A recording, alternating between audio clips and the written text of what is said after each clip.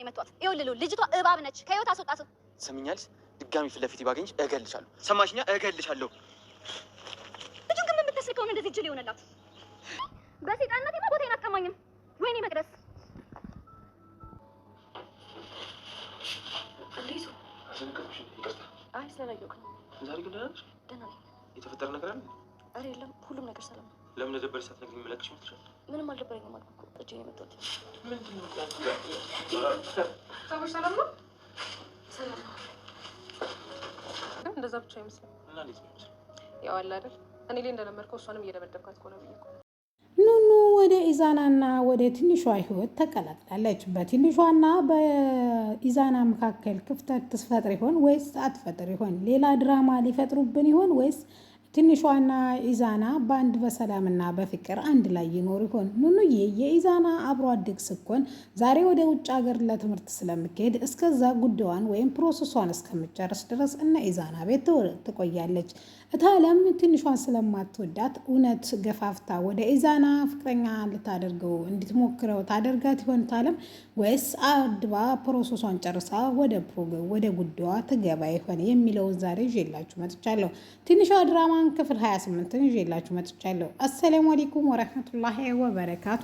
ውድና የተከበራችሁ የፍቅር ጎጆ ቤተሰቦች እንዴት አደራችሁ? እንዴት ዋላችሁ? ሁላችሁንም እንደ ሰዓት አቆጣጠራችሁ ሰላም ብያለሁ። ሰላማችሁ ብዝት ይበል። ለዚህ ቻናል አዲስ ከሆናችሁ ሰብስክራይብ ማድረጋችሁን ፈጽሞ እንዳትረሱ፣ ነባሮች ደግሞ ላይክ ሼር እያደረጋችሁ እንድታበረታቱ በአክብሮት ጋብዛለሁ። ቻናሌ ከወትሮ ስለቀዘቀዘ በቅንነት ላይክ ሼር ብታደርጉ መልካም ነው እላለሁ። መልካምነት ለራስ ነው በሚለው ትላላችሁ ማለት ነው። ዛሬ እንግዲህ ትንሿ ቤት ወይም እነንትና ቤት ኑኑዬ የኑኑ አባት ደውሎ ለታለም ማለት ነው ነይቶሎ ዛሬ ልጄ ትመጣለች አልጋ ቤት ወይም ሆቴል ተምታርፍ እናንተ ቤት ለምን አታርፍም በሚለው መሰረት ታለምን በደስታ ጩቤ እየረገጠች እሺ ምን ችግር አለው በማለት ሀሳቧን ግልጽ ታደርግለታለች። ልጅቷም ወደ አዲስ አበባ ስትመጣ እንዲቀበላት ይዙን ትልከዋለች። ቤቱ ላይ እንግዳ የሚመጣ ወይም ያቺ ትንሽ ኑኑዬ የምትመጣ ሳይሆን ትልቅ ከበድ እንግዳና ወይም የቀለበት ፕሮግራም እስከሚመስል ድረስ ሽር ጉድ ተብላ ተቀበለች። ፍቅር ግን ወይም ፍቅረኛዋን ግን እንዳትቀማት ትንሿ ሰግታለች። ምክንያቱም ስለሷ ሁሌም ሲወራ ብዙም ደስ አይላትም። ምክንያቱም የኢዛና የልጅነት ጓደኛው ስለሆነች ስለ ሁሉም ነገር ኢዛና ደግሞ በዚህ ስላልተረጉመ ስለ ልጅነታቸው ሁሉም ነገር ይነግራታል። ስለዚህ ይሄን ጉዳይ እንዴት ይሆን በማለት ታለም ይሄን ጉዳይ እንደዚህ ስታየው ምን ይሆን ብለው ሁሉም ሰግተዋል። አብዬም እንግዲህ በትንሹም ለምንድን ነው እንደዚህ ምኮኙ እንደ ማንኛውም ሰው እንቀበላታለን። ምንድን ነው ኑኑዬ የምትይብን ደግነሽ ግን ዛሬ እኮ አበርሽ በማለት ሀረግና አብዬ ሲጠይቋት ትንሿን ሳይቀር ምግቡን የሚጣፍጥ አድርገሽ ስሪ፣ ቡናውንም አቀራለሁ፣ እጣኑንም አጫጭሾ በማለት ታጣድፋታለች። ትንሿ ግን አንገቷን ደፍታ እሺ ከማለት ውጭ ምንም አልነበራትም። ኢዛና ስራ ጨርሶ እንዲሄድ ራሱ አልፈቀደችለትም። ለምንድን ነው ቶሎ ሄደህ ማትቀበላት? ካልሄድክ እኔ እሄዳለሁ በማለት በቁጣ መንፈስ ተናገረችው። ኢዛናም አረማዬ ተረጋጊ፣ ምንድን ነው እንደዚህ የሚያደርግሽ? እሺ እኔ እሄዳለሁ በማለት እሱም ልክ እንደ ልጅነታቸው ተቃቅፈውና በጣም የሚወዳትና የምትወደው የልጅነት ጓደኛው ስለሆነ ወደ ቤት ይዟት ይመጣል። ኢዛናና እሷ እንደገቡ ግን ሀረግ ሌላ ድራማ መፈጠሩ ነው በማለት ወደ ቤት ትገባለች።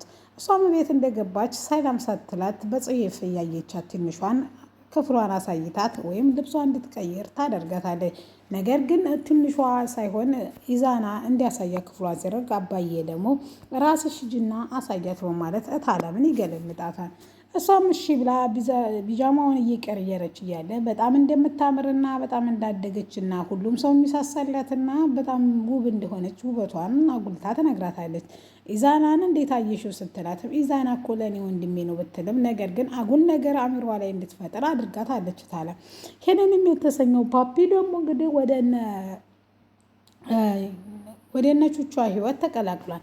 ትንሿ እንግዲህ ወደ መንገድ እየሄደች ከአብርሽ ጋር ተገናኝተው ነበረ። ሰላም እንደወትሮ ብትላቸውም ውበቷን አይቶ ምንም ሳያደንቅ ማለፍ አልፈልግም፣ በጣም የምታምረው እያለ ውበቷን እያደነቀ እያለ አብርሽ ግን በቁጣ መንፈስ እንዴት እንደዚህ ትላለህ? ማን እንደሆነችስ ምን ታውቂያለህ? ሁለተኛ ይችን ልጅ ብትነካት የሚመጣብህን ጉድ አንተ አታውቅም በማለት ቢለውም ነገር ግን እሱ ምንም የሚመጣብኝ ችግር የለብኝም እኔ እኮ እያለ ፓፒ ነኝ በውበት የተቀናለህ እንዴ እያለ ተሞጻደቀበት።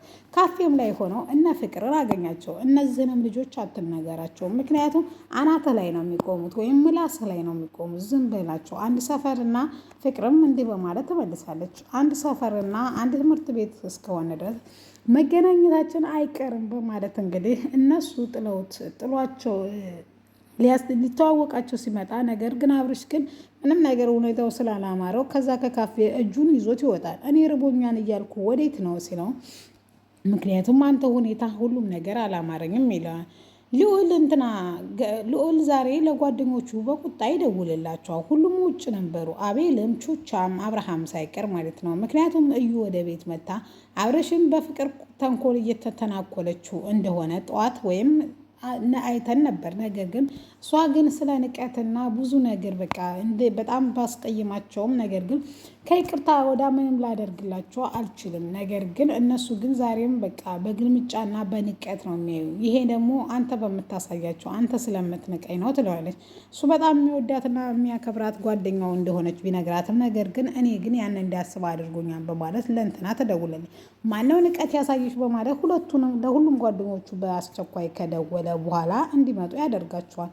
ሁሉም ከመጡ በኋላ ምንድን ነው ችግሩ? ለምንድን ነው እንደዚህ አቻኩላ የጠራሃን ሲሉትም እዩን ይቅርታ እንድጠይቋት ነው። በእርግጥም አጥፍታለች፣ ነገር ግን ከይቅርታ ወረዳ ምንም ልትለዋት አችልም በማለት እሷ ደግሞ ያን ማስመሰሏን እንባ እያለቀሰች ወይም እያስመሰለች እኔ እኮ ይቅርታ ብያቸዋለሁ ነገር ግን በማለት በቃ ይሄን ጉዳይ እኮ ባለፈው ዘጋ ነው መሰለኝ ይቅርታ አድርገንልሻል። ስለዚህ እንደ ድሮ ልንሆን አይችልም። ምክንያቱም አንቺ እባብ ነሽ።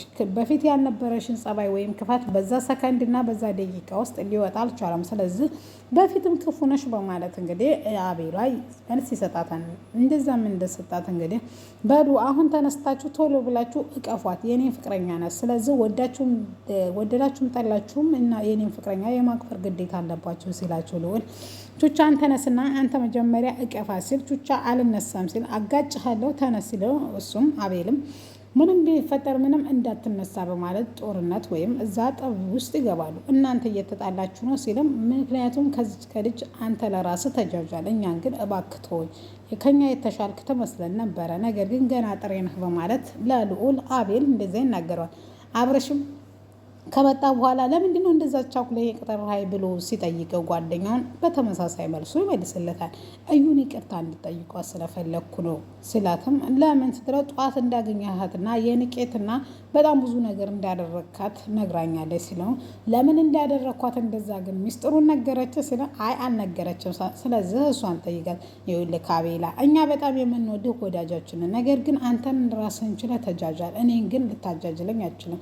እሷ ልጅቷ መሰር ናት፣ አንተን ባትታለልላት መልካም ነው ብሎ ቢመክረውም እኔ አያገባችሁም ስለ እኔ፣ ስለዚህ ተንግዶ ወዳ ፍቅረኛ ናት፣ ወደ ራሳችን ተመልሰና ተንግዶ ወዳ አብረን ነው የምንኖረው፣ እናንተም የማክበር ግዴታ አለባችሁ ሲላቸውም የራስ ጉዳይ ነው ብለው እንግዲህ ጥለውት ሄደዋን ማለት ነው አቤልን። እሱም ተናዶ እንግዲህ ከቤት ወጥቶ እሷም ከዛ ቤት እያለቀሰ ይወጣል ማለት ነው። መቅድን ያገኛታል።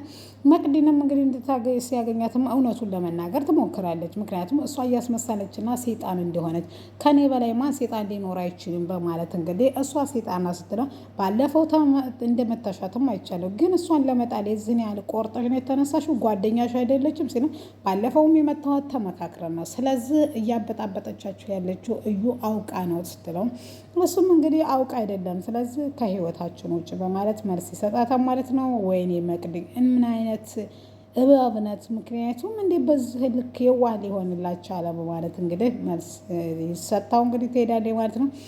ጓደኛሞቾቹ በእዩ የተነሳ ተበጣብጠዋል ማለት ነው።